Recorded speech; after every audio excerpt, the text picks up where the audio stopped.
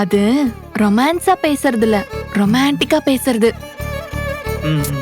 அதெல்லாம் உங்களுக்கு வராது, ட்ரை பண்ணாதீங்க. சொல்ல தெரியாம வேணா இருக்கலாம், ஆனா நான் நல்லா தான் லவ் பண்ணுவேன். ஓஹோ, நான் அதெல்லாம் பார்த்ததே இல்லையே. எங்க என்ன லவ் பண்ணி காட்டுங்க பாப்போம். ஏய், அது என்ன பொருளா காட்டுறதுக்கு? ஃபீல் பண்ணணும், அது உள்ள இருந்து வரணும். அந்த ஃபீலை நான் உனக்கு கொடுத்ததே இல்லையா? இல்லையே. இல்லையா? போகங்கா. Hello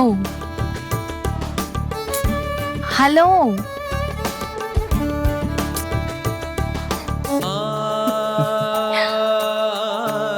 hello romantic hero. என்ன நடிச்சிங்களா உங்கள?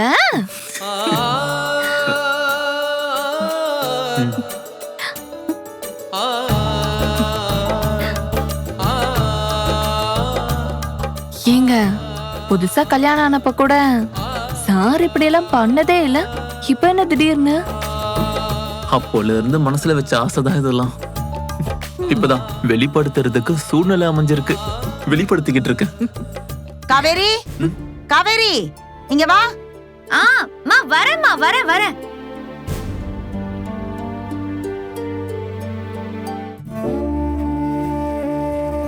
ஏங்க என்னங்க? இல்ல, காவேரி வாழ்க்கை என்னால இப்படி ஆயிடுச்சு. ஆனா இங்க பாரு, நான் உன் கூட சந்தோஷமா பேசிக்கிட்டு இருக்கேன்ல. காவேரி வாழ்க்கை சரியாயிடுங்க. எனக்கும் நல்லது சீக்கிரம் நடக்கும்னு தோணுது. அவளால விஜய மறக்க முடியல தானே? ஆமாங்க, காவேரி ரொம்ப மிஸ் பண்றா. பத்தாததுக்கு அவர் பக்கத்திலே வேற இருக்காரா. அவரை பார்த்தும் பார்க்காத மாதிரி இருக்கிறது அவளுக்கு ரொம்ப கஷ்டமா இருக்குங்க. வெளியே காட்டிக்காம இருக்கா.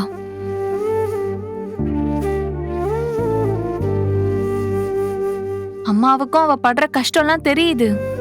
இருந்தாலும் அம்மாவுக்கு விஜய் மேல நம்பிக்கை வரவே மாட்டேங்குதே.